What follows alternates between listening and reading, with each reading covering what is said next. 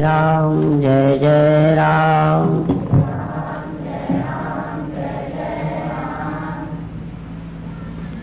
अत्यंत उत्साहपूर्वक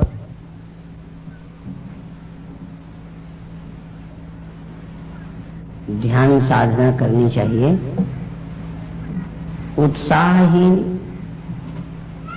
ध्यान में सफल नहीं होंगे, और यदि उत्साह नहीं है तो एक है आशा कि धैर्य बहुत हो।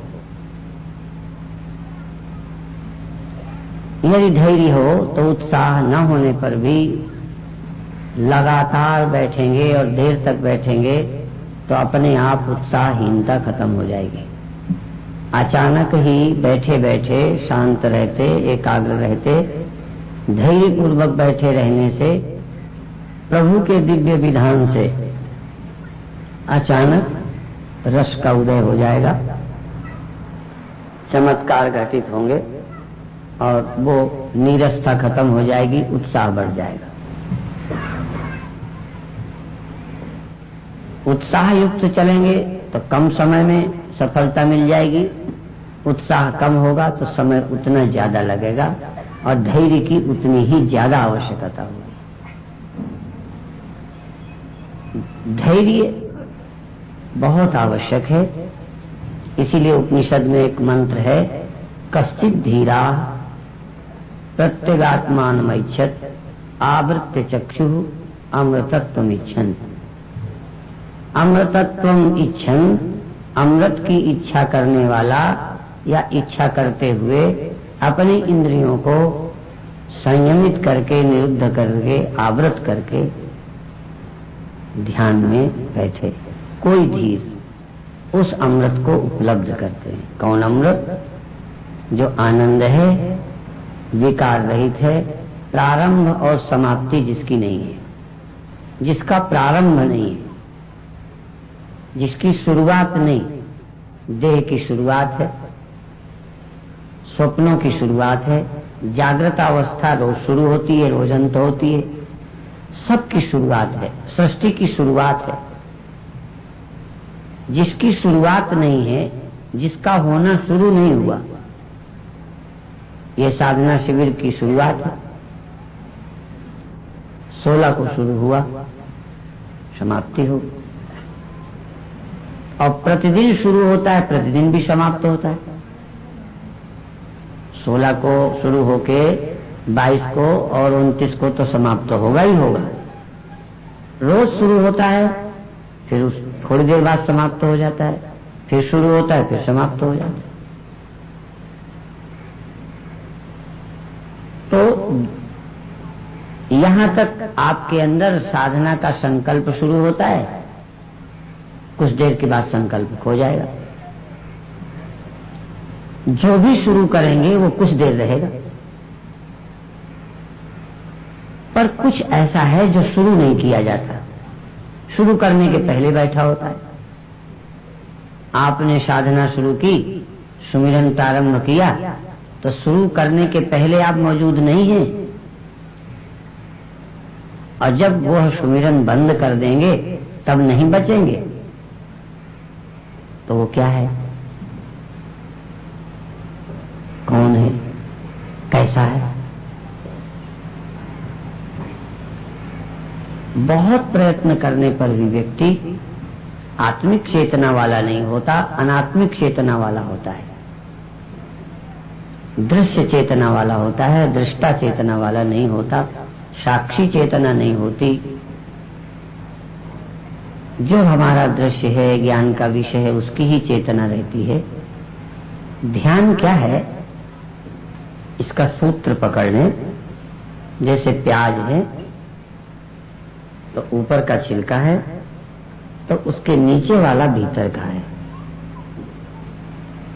पर जो ऊपर वाले के तो भीतर का है, वो भीतर वाले के ऊपर का है। और भी जो भीतर का है वो 2 छिलकों के भीतर है, लेकिन भीतर वालों के वो भी ऊपर है।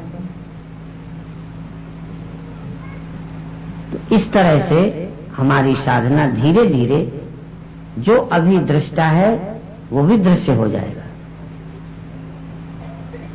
आज जो वो चेतन है वो भी जड़ है। आज जो अभी सत्य है वो भी मिथ्या है। जैसे हम मकान को कहें गिरा कर दिखा दें कि ये मिथ्या है, मकान को गिरा कर दिखा दिया कि ये मिथ्या है, उसमें जो मटेरियल निकला ईंटें लोहा वो सच है, पर ईंटा भी तो नष्ट होने वाला है।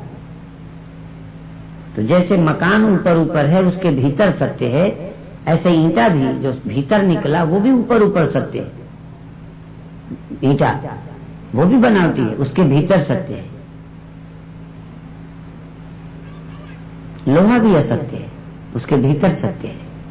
तो ऐसे ही जो भी ऊपर है वो असत्य है, जो उसको आश्रय दे रहा है वो सत्य है। पर अभी लगेगा कि जैसे मैं सत्य हूं, ये देह मिथ्या है, पर जिस मैं को अभी हम सत्य कह रहे हैं वो मैं भी मिथ्या है। इसलिए मैं दो हैं, एक मिथ्या में, एक सत्य में। इसी को संतों ने दोहों में कह दिया, मैं की ममता त्याग कर मैं की करिए जांच, जो मैं सबसे परे हूं 3, 4 और 5। और मैं के सम्मुख मैं खड़ा, मैं के ही सम्मुख मैं खड़ा, तासे मैं न दिखाए। मेरे सम्मुख मैं है, मैं के सम्मुख मैं, तो कौन मैं दिखाई देगा? जो सम्मुख खड़ी है वो दिखाई पड़ेगी। इसलिए तासे मैं न दिखाए, तो मैं ही दिखाई दे रही, मैं ही नहीं दिखाई दे रही। जो मैं दिखाई दे रही है, मालूम पड़ रही है, वो मैं रहने वाली नहीं है। और जो मैं रहने वाली है वो मालूम नहीं पड़ रही है, क्योंकि मालूम पड़ने लगती है जो आगे है। तो मैं के सम्मुख मैं के सामने मैं की प्रतीति मैं को, तो मैं को मैं मालूम पड़ता है। तो जो मालूम पड़ता है वो अभी ऐसा, फिर वैसा, फिर वैसा। तो लगता क्या है कि जो मैं मालूम पड़ता है, जब मालूम पड़ने वाली मैं को ही मैं मान लेता हूं, तो उसके परिवर्तन को भी मैं अपना परिवर्तन मानूंगा ही। जब तक मुझे ये बात नहीं साफ हो जाती कि मालूम पड़ने वाला मैं मिथ्या है, मालूम पड़ने वाला मैं बदलने वाला है, मालूम पड़ने वाला मैं विकारी है, तब तक निर्विकार मैं का पता ही नहीं चलेगा। और एक बार निर्विकार मैं का पता चल जाए कि इस विकारी मैं के पीछे निर्विकार मैं है, इस उत्पत्ति और विनष्ट होने वाले मैं के पीछे वास्तविक मैं है, यदि ये मुझे पता चल जाए तो मैं इस उत्पन्न मैं के रहते भी मुक्त हो जाऊंगा। और उत्पन्न में आवश्यक है, उत्पन्न में अपने आप पैदा हो, उत्पन्न में रहे, उत्पन्न में फिर लीन हो, फिर उत्पन्न हो, कोई नुकसान नहीं। सत्य में के आश्रित ये मैं प्रकट हो, रहे, काम करे, फिर सो जाए, जागे, काम करे, फिर सो जाए, पैदा हो, काम करे, फिर मर जाए, प्रकट हो, काम करे, फिर लीन हो जाए। घड़ा होता है, काम करता है, अंत में लीन हो जाता है। मकान बनते हैं, मिट जाते हैं, अन्न बनता है, खो जाता है, खा लिया जाता है, फिर अन्न नहीं रहता, पर एग्जिस्टेंस रहती है। तो जो प्रतीत होता है ऊपर ऊपर वो न रहने वाला है, जो उस प्रतीति के पीछे छिपा रहता है भीतर, उसी को तो भीतर कहते हैं। तो अभी तक हम जो कुछ करते हैं, जानते हैं, वो ऊपर ऊपर को जानते हैं, उसके पीछे भीतर छिपा है। जब हम भजन भी करते हैं, ध्यान भी करते हैं, तो जैसे ऊपर ऊपर कुछ होता है। जब हम ध्यान करेंगे, कल्पना करेंगे, कुछ करेंगे, तो ऊपर कुछ करते हैं, उसके भीतर कुछ छिपा होता है। ध्यान भीतर वाले में नहीं होता, ऊपर वाले में होता है। जो भी करना सोचना है वो ऊपर होती है, उसकी सतह में कुछ छिपा है। तो धीरे धीरे हम सतह की ओर चले, यही ध्यान है। तो अब ध्यान प्रारंभ करेंगे। प्रश्नोत्तर काल में एक बात उठाई थी किसी ने, सोहम मंत्र की। आज इसी मंत्र की साधना करेंगे। आप एक पद्धति सीखें, कोई आवश्यक नहीं है कि आप क्या हैं क्या नहीं है। हम तो बहुत तरह के मंत्रों का अभ्यास करते रहे, तो ये भी एक मंत्र है हमारे गुरुदेव इसी मंत्र को ज्यादा देते थे और अभ्यास का तरीका भी बताते थे। तो वो तो कई तरीके बताते थे, पर आज हमें एक तरीका ही बताएंगे। जो प्रातःकाल श्वास ली है उसमें तेजी थी, तीव्रता थी। भले 2-1 मिनट आप श्वास उसी तरह ले लें, लेकिन धीरे धीरे आप श्वास को बहुत सहज और कम करें और धीरे धीरे कहीं गहरे में जहां सूक्ष्म स्पंदन हो, बहुत हल्का, हल्के से हल्का स्पंदन ढूंढें और उस स्पंदन के साथ शब्द चले।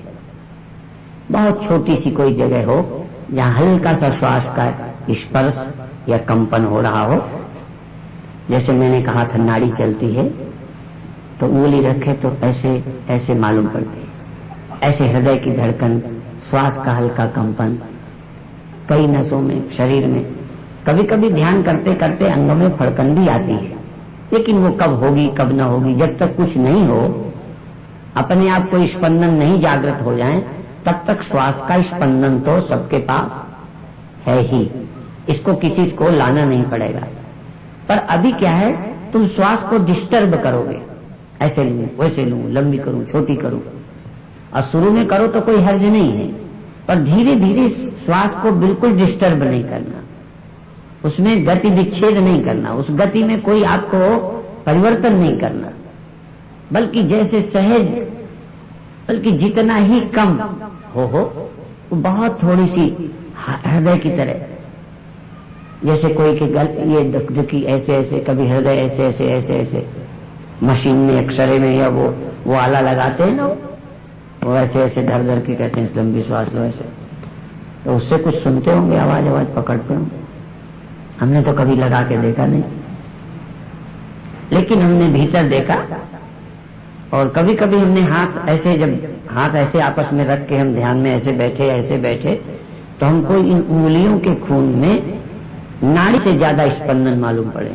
ध्यान दें, जब ऐसे हमारा हाथ रखा होता है ऐसे ऐसे, तो इन उंगलियों के ये आपस के स्पंदन इतने टप टप टप टप, इतना स्पष्ट खून की चाल मालूम पड़ती है।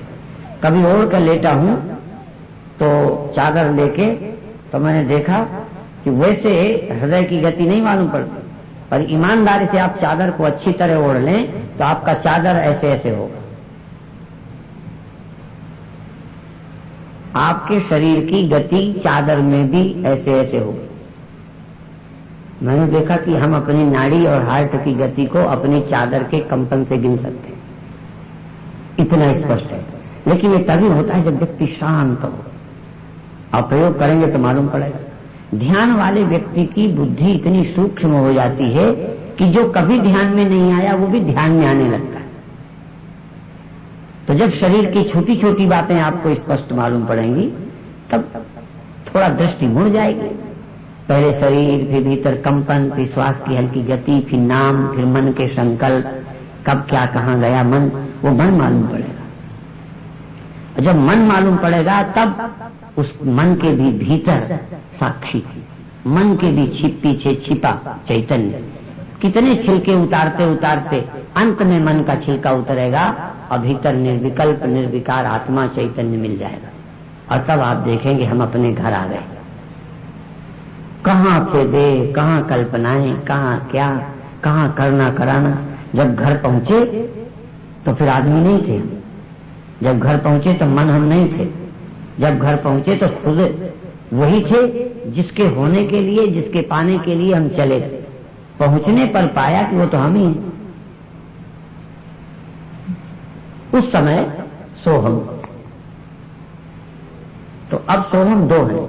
एक तो पहुंचने के बाद आप वही हैं जिसकी तलाश में थे, जपने की कोई जरूरत नहीं है। क्या करना, पहुंच गए तो आप हैं ही वो, फिर आप कहेंगे नहीं, कहने की जरूरत नहीं। फिर बेशक आप समझाएं कि वही आप हैं, पर पहुंचकर तो हैं ही आप, वहां कोई और बचता ही नहीं, सब मिटते चले गए, आप बच गए।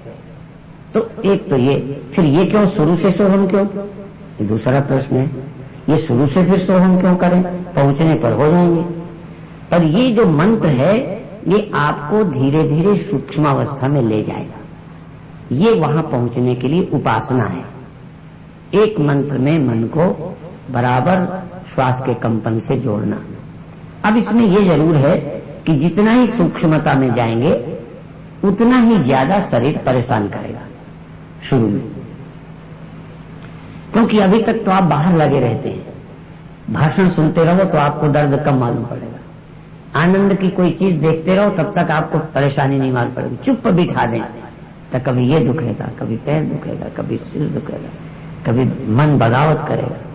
तो जितना ही आप सहज होंगे उतनी कठिनाई पैदा होगी। तो इसलिए शुरू में यदि कठिनाई पैदा हो तो जैसे मैं ऐसे बैठा हूं तो आप बीच में ऐसे भी बैठ जाएं,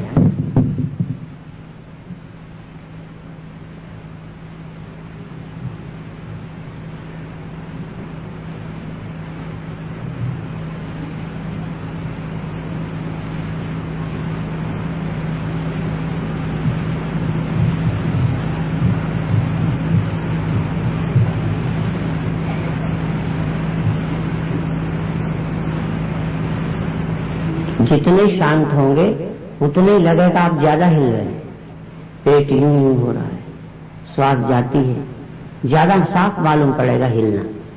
अब ऐसे बैठे श्वास अंदर जब भरती है पेट यूं यूं यूं यूं यूं हो रहा है, तो आप उस सूक्ष्म कंपन में धीरे धीरे प्रवेश करें। इसको लेट के भी कर सकते हैं, एकदम लेट जाएं, शरीर को ढीला छोड़ दें, श्वास को सहज कर दें, जहां श्वास का कंपन मालूम पड़ता है उसमें मंत्र की अनुभूति करते जाएं।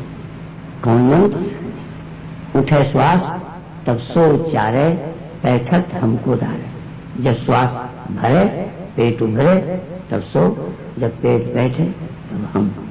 बोलना नहीं, सिर्फ एक अनुभूति, सो हम, सो हम, सो हम। कहां किससे जपना? जबान से नहीं, हाथ से नहीं, तो मतलब वो श्वास का भरना और गिरना, उठना और बढ़ना, और उस श्वास के सूक्ष्म कंपन में ही ये मंत्र सो हम, सो हम, सारे संकल्प धीरे धीरे छूट जाएंगे। कोई भी भीतर और कल्पना न रह जाएगी। थोड़ी देर रहेगी, थोड़ी देर मन बगावत करेगा, कुछ सोचेगा, लगे रहे। अब उसको लगाने के लिए भी शुरू में चाहिए, तो मान लो आप सहज के बजाय मन को भगने का टाइम मिलता है तो उसको डांट दिया कर, तो जरा मन थोड़ा उसको करवाने लगे। वो जो सहज था उसको असहज कर दिया। असहज का मतलब अपनी तरफ से ड्यूटी दे दी, लंबी ले, ऐसे कर।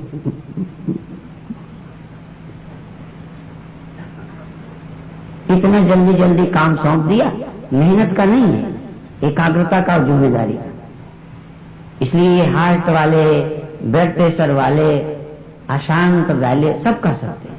इस ध्यान को कोई भी कर सकता है, बूढ़ा बच्चा। बस फर्क है कि यदि मन को आप देखो कि सतर्कता हट के भटकता है, चिंता आती है, तो चिंता नहीं करनी, कोई घबराहट नहीं, कोई गुनाह नहीं हो गया भी मन चला गया, पर फिर जाए और दूसरे कम भग पाए उसके लिए इससे कहो जल्दी जल्दी। वो कहावत तो सुने ही आपने कि एक ने भूत सिद्ध कर लिया था। काम करने की जरूरत थी, किसी ने मंत्र बता दिया, मंत्र उसने जप किया तो प्रेत सिद्ध हो गया, प्रेत आ गया पेड़ से। उनका किस लिए बुलाया? कहीं काम के लिए। तो जब काम के लिए बुलाया, कहें बताओ काम, तो पहले काम था ये कर, और वो 1 सेकंड में गया, काम करके आ गया, देर ही नहीं लगी। फिर उनका ये काम, फिर करके छुट्टी, कहते बताओ काम, फिर कहें ये करो, कहें फिर बताओ काम, फिर कर दिया, कहें बताओ काम। वो तो 1 आध दिन में सब काम निपटा के अब वो बेचारा आफत में पड़ गया कि ये मैंने अपने काम के लिए भूत सिद्ध कर दिया, भूत के लिए काम चाहिए। यदि इसको काम न दूं तो कहता मैं खून पीऊंगा, आप ही का गर्दन लगाऊंगा, क्यों मुझे बुलाया, काम बताओ। अब सिद्ध करने वाले का खून पी रहा है, छाती जला रहा है, परेशानी कर दी। अब फिर गिड़गिड़ाया जाके, महात्मा जी ये आपने मंत्र बताया, भूत तो सिद्ध हो गया, पर वो मेरी आफत करे, अब क्या करूं? अब कहने कि तू अपने आंगन में एक चिकना, जैसे गुरुद्वारों में होता है निशान साहब, बड़ा निशान साहब गाड़। और कहें फिर क्या करूं? कहें उसमें चढ़, उतर, चढ़ उतर, जब मुझे कोई काम होगा तब मैं बुलाऊंगा कि ये काम कर, नहीं तब तक ये काम है ही तेरा, ये परमानेंट काम है। चढ़ उतर चढ़ उतर चढ़ उतर चढ़ उतर चढ़ उतर। जब तू अपने आप थक जा तो बैठना, मैं कहने नहीं आऊंगा, मैं तो जब जरूरत होगी तब बुलाऊंगा, जब मेरा और कोई काम होगा नहीं, ये मेरा स्थायी काम है। ऐसे ही रोटी बनाना टेम्परेरी, और काम टेम्परेरी, दुनिया के सब काम टेम्परेरी, परमानेंट काम श्वास में चढ़ उतर। ये श्वास रूपी सांगन में खंबा है, इस खंबे में मन रूपी भूत को जो तुमने काम के लिए प्राप्त किया था भगवान ने तुम्हें दे दिया है, ये तुम्ही को सताता है, आपको तो नहीं ना सताता, सबको सताता है। जिसके पास है ये उपद्रव करता है, और तभी छुटकारा होगा जब इसको कहोगे चढ़ो। जब जाने भी लगे कहे अभी नहीं, अभी इसी में, तो क्या करें, नहीं पहले इसी में प्रैक्टिस करे, और कोई काम बताओ यार, कर नहीं पहले यही, वो फिर कहेगा दूसरा काम, कहे नहीं यही काम है, हमने इसी के लिए तुझे बुलाया, इसमें लगा लो। जब वो शांत हो जाए, कुछ इच्छा न करे, तब कहो। जब तेरी कोई काम की इच्छा न रहे मन में, तब कहो जब मेरा काम होगा तब मैं बताऊंगा। भूख लगेगी तो कहूंगा खा, काम होगा तो कहूंगा कर, अभी तो मुझे काम नहीं, ये दौड़ा दौड़ा फिरता है। तो जब बिल्कुल ये शिकस्त पड़ जाए, शांत हो जाए, ये बोलने की भी इच्छा न करे, खाने की भी नहीं करे, बस गुमसुम हो जाए, इतना जब ध्यान में डूब जाए, तब कहो अब बच्चों मेरा काम होगा तो मैं करवा दूंगा, अभी तो तुम्हें काम नहीं, ये परेशान करता रहता है, इसलिए ये ध्यान आवश्यक है। अब आप आंख बंद करो,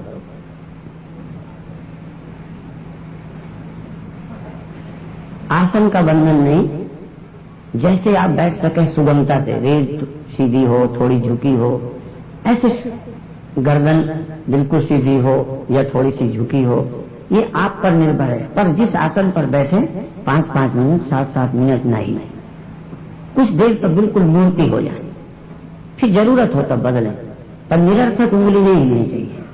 शरीर को एक हालत में स्थिर कर दो, और अब आंख बंद करके सहज होकर एक बार भीतर से बाहर की ओर, बाहर से भीतर नहीं, भीतर से सजग हो जाओ कि श्वास चलती है।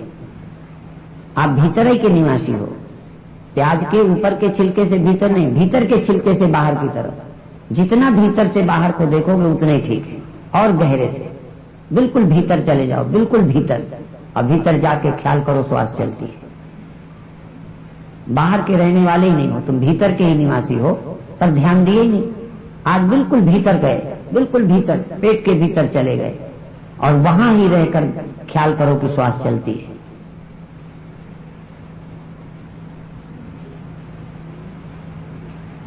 श्वास चलती है, ये हल्का सा एक ख्याल, और उस ख्याल में जब श्वास का स्पंदन मालूम पड़े तो पेट उभरते समय सो, बिना जबान के, जबान से नहीं, जबान का प्रयोग किया तो मंत्र से चूक गए, साधना पद्धति से चूक गए, किसी इंद्रिय का प्रयोग नहीं, केवल भीतर जो चेतना है, मन का भी प्रयोग नहीं, दिमाग का भी प्रयोग नहीं, किसी भी का नहीं, केवल चेतनता, जो भीतर चेतनता है उससे श्वास का बोध हो।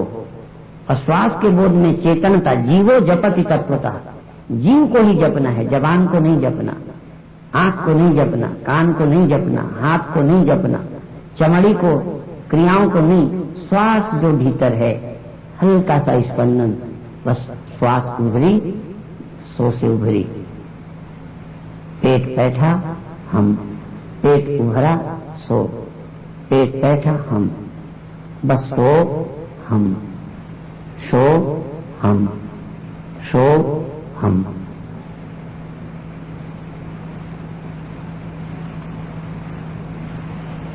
जप नहीं, सजग भीतर चैतन्य, भीतर कोई लेना देना नहीं, बाहर से भीतर, भीतर से बाहर, और गहरे और गहरे, तन के भी भीतर श्वास, श्वास के भी भीतर मन, और मन के भी भीतर चैतन्य, सीधा चैतन्य, चैतन्य सबसे भीतर है, मन भी, श्वास भी, शून्य भी, दृश्य भी, सब बाहर, चेतना सबके भीतर है, सबका आश्रय है चेतन। तो तुम पहले चेतन, फिर श्वास और शब्द, श्वास और शब्द, श्वास और नाम।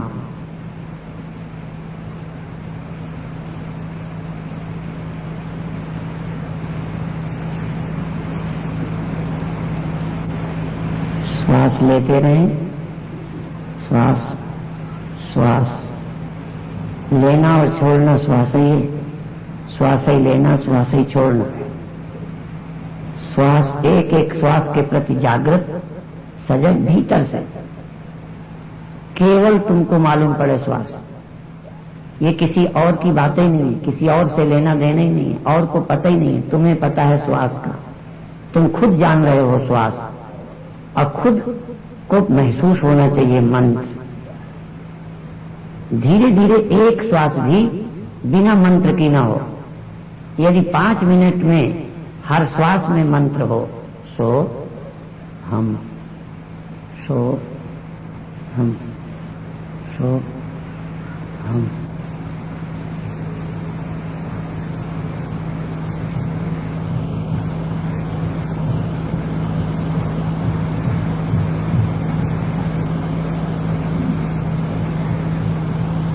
जैसी श्वास हो, श्वास को डिस्टर्ब नहीं करना। जैसी श्वास आ रही है, यदि देर तक श्वास आती है तो देर तक सो, फिर हम।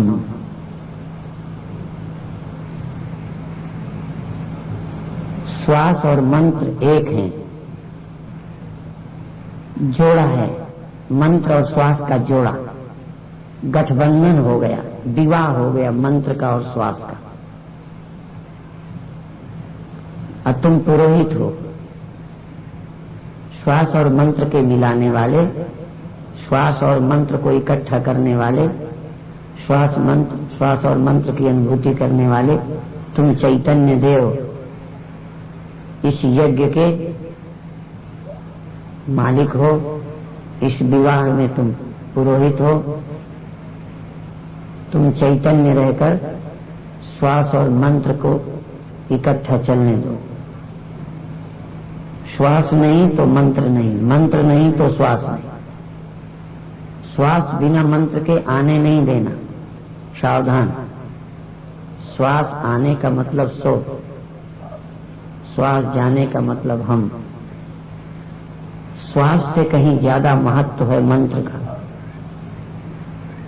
बहुत अच्छे, श्वास से ज्यादा सावधानी मंत्र की। श्वास लेना नंबर 2, मंत्र पहले, सावधान। मंत्र से श्वास निकली, मंत्र से श्वास निकली, सो से श्वास शुरू की, सो हम।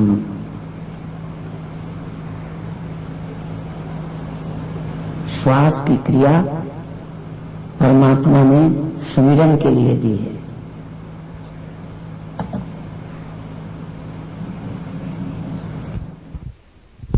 सुमिरन के लिए दी है।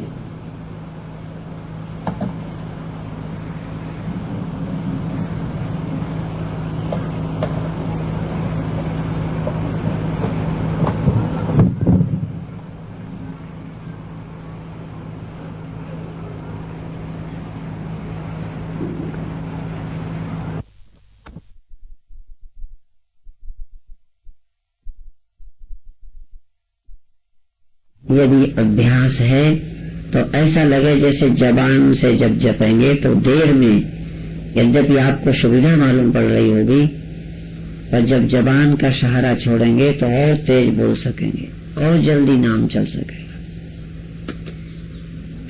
शरीर के किसी भाग में सजग हों पर नाम की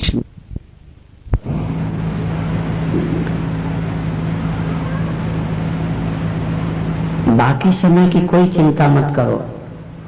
जिस समय भजन करो, सब तज भजन करो दिन राती, अब प्रभु कृपा करो यही भांति। बस भगवान से यही मांगो कि इस समय मैं और कुछ भी न करूं, इस समय मुझे कोई इच्छा ही न हो, बस एक इच्छा, भजन। भगवान की कृपा, बस भजन हो। भगवान से यही प्रार्थना, और भगवान की कृपा यही कि सुमिरन होने लगा। यदि सुमिरन होने लगा पूरी ईमानदारी से तो तुम भगवान की कृपा समझ लो कि हो गई, हो रही है।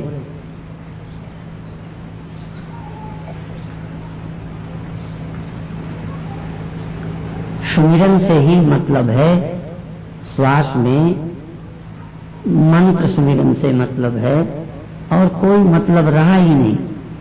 मुक्ति को भी लात मारो, शांति की भी चिंता छोड़ो, सब अपने आप आएंगे बिना ही बुलाए। सुमिरन वाले के पास भक्ति, मुक्ति, शांति, समाधि, सफलता दौड़ी चली आती है, बस सुमिरन। इसीलिए लोग मांगते हैं गुरुओं से कि नाम दान दे दो, नाम का दान, नाम की भीख मांगो। हे प्रभु, मैं सुमिरन कर सकूं। बार बार हे प्रभु सुमिरन का बल दो, भीतर सजगता का बल दो, भीतर चैतन्य रहूं, सावधान रह के सुमिरन करूं, ऐसा मेरे अंदर सजगता, स्मृति का बल दो। हे प्रभु, मैं भूलूं नहीं, भूलूं न मैं नाथ, कभी नाम तुम्हारा, कभी नाम न भूलूं। परमात्मा ने यह मंत्र हमको श्वास में जन्मते दे दिया है, पर इसका पता नहीं है। ये गुप्त मंत्र है, कभी कभी गुरु याद दिलाते हैं। ये मंत्र सबकी श्वास में चलता है, लेकिन मूढ़ आदमी को पता नहीं चलता। ये मंत्र गुप्त है, सुप्त है, केवल चेत आना चाहिए, मंत्र का चेत, मंत्र का केवल सुमिरन करना है, मंत्र नहीं। मंत्र तो चल रहा है, श्वास खुद मंत्र है, श्वास सतत मंत्र बोलती रहती है, केवल बोध नहीं है, फीलिंग नहीं है, अनुभूति नहीं है। अब आप एक एक सेकंड सावधान रहो कि इस बार मंत्र चला या नहीं। जो श्वास बिना मंत्र की चली गई, समझो ये बट्टे खाते में गई। ये बीच की श्वास जाली, नकली, व्यर्थ हो गई, कोई हर्ज नहीं। 100 में से एक बेकार चली गई, 99 से 90 सही। शुरू में 100 में 10 श्वासें सुमिरन से होंगी, फिर 20% होंगी, फिर 30% होंगी, फिर 90% होंगी, फिर 99% सुमिरन में होंगी, 1% व्यर्थ होंगी, फिर 100%। यदि कोई 100% सुमिरन कर सका तो समाधि लग जाएगी, शांति मिल जाएगी।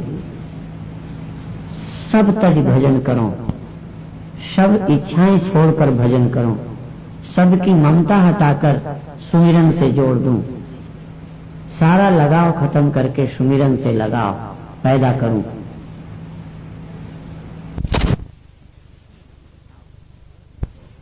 प्रारंभ है बेहोशी का, ये आते और जाते हैं। एक मैं आत्मा हूं कि इनके होने न होने पर, आने जाने पर मैं नित्य ज्यों का त्यों विद्यमान हूं। मैं सबके भीतर विद्यमान हूं, सर्वाश्रय, सर्वांतर्यामी, सर्वनियंता, सर्वसाक्षी, सर्वदृष्टा, सर्वसमर्थ चैतन्य आत्मा। धन्य है वो लोग जो सुमिरन करते करते सेकंड को भी ये हालत मालूम पड़ जाए, जहां न करना है, न मन है, न श्वास है। सेकंड भी ऐसा हो जहां सब हलचल खो गई, संकल्प विकल्प खो गए, ज्ञान ध्यान कल्पना सब खो गई, सब छूट गया, केवल रह गए। श्वास का अभ्यास करते करते श्वास भी छूट गई, नाम सुमिरन करते करते नाम भी छूट गया, शून्य में रहते रहते शून्य भी खो गया। पहले शून्य हो गया, फिर शून्य खो गया। और ना खोए तो जल्दी नहीं, आज नहीं कल खोएगा, सब खोएंगे, बचोगे तुम्ही। लेकिन पहले शून्य पैदा होगा, फिर शून्य खोएगा। पहले सुमिरन पैदा होगा, फिर सुमिरन छूटेगा। पहले श्वास चलेगी, फिर रुकेगी।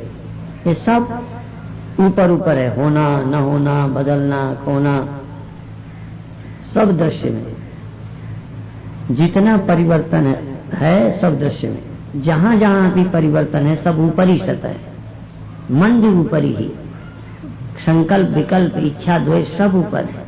भीतर गहरे में ना कहीं द्वेष है, ना कहीं चिंता है, ना कहीं भय है, ना कहीं क्रिया है, ना कहीं कुछ है, शून्य, अति शून्य, महाशून्य। वहां निर्विकार निरंकार सच, सचखंड, निर्विकार निरंकार आत्मलोक, ब्रह्मलोक, चिदलोक, शांतिलोक, अभयलोक, निर्विकार लोक, आत्मलोक, ब्रह्मलोक, चिदलोक, संकल्प शून्य लोक, निर्विकार लोक, माया रहित लोक। ये तुम एक सेकंड को भी हो आए तो घर मिल गया, एक सेकंड को पहुंच गए तो समझो अपने आप ही आप पहुंच गए, अपना आप हो गया। अभी तक आप देह बन गया था, मन बन गया था, संकल्प बन गया था, क्रिया बन गया था, जाने क्या क्या बन के लगा था। पीछे लौटे, न वहां बनना है, न मिटना है, न करना है, न डरना है। स्वभाव से ही मुक्त हो, स्वभाव से ही चैतन्य हो, स्वभाव से ही निर्विकार हो। इसलिए जैनी कहते हैं अपने स्वभाव को जो छिप गया है, आवृत हो गया है, उसको उघाड़ना है, लाना नहीं। आत्मा का स्वभाव विस्मृत है, खो गया है, छिप गया है, वो प्रकट हो गया। तब विलोकत प्रकटे सोई, योग भोग में राखो गोई। ये चैतन्य स्वभाव सुमिरन से प्रकट हो जाता है। अब यही ध्यान का कार्यक्रम समाप्त होगा।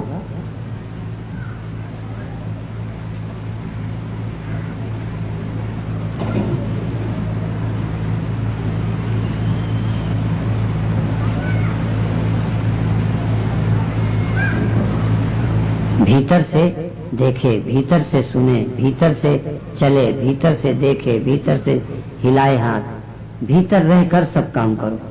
जैसे भीतर से देख रहे हो, भीतर से जाग रहे हो, सब काम करना है, छूट देना है। कोई आंख बंद रहने में ही ध्यान नहीं, आंख खुली है फिर भी आप भीतर चेतन हो, श्वास चल रही है, सजग हो। धीरे धीरे ये ध्यान सतत चलने लगे। लेटे बैठे हम लोग कभी कभी हंसी में कहते हैं, लेटे बैठे पड़े उतान, कहें ठाड़े बैठे पड़े उताने, कहें कबीर हम उसे ठिकाने। हाँ, ठाड़े हो, बैठे हो, उताने हो, खाते हो, पीते हो, चलते हो, लेकिन तुम रहो उसी ठिकाने, ठिकाना नहीं छोड़ो। दुनिया में जिसका कोई घर बार न होगा, इनका कोई ठिकाना है, मारे मारे फिर रहे। तो अभी तुम्हारे भी मारे मारे फिरते हो, इस बार शिविर में ठिकाना मिल जाना चाहिए। फिर ये कह सको हम घर बार वाले हैं, हम बेघर नहीं हैं, हम भटकने वाले नहीं हैं, हमारा परमानेंट धाम है। अब हमारी तरफ से छुट्टी है। कल प्रातः काल का ध्यान का कार्यक्रम 6 बजे ही होगा। जो लोग गंगा स्नान करेंगे, नजदीक घाट है, यहीं गंगा स्नान कर लेंगे। कल एकादशी है, गंगा दशहरा, कल निर्जला एकादशी।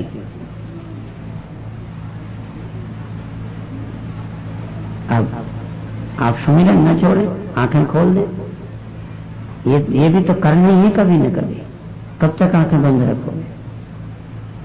एक भीतर संकल्प चल रहा है सुमिरन का। आंख खुल गई, पर भीतर श्वास में सुमिरन और मंत्र चल रहा है। पैर बदल लिए, मंत्र चल रहा है। चल रहे हैं, आराम से चल रहे हैं, कोई नाटक नहीं, चल रहे हैं। और श्वास में हल्का सा ख्याल, अंदर से चेतन, अंदर से सजग श्वास चल रही है। कोई दिक्कत थोड़ी पड़नी है, सहज श्वास चलती रहेगी। आप चलते रहो, बैठे रहो, करवट लो। अब छुट्टी है। ओम शांति शांति।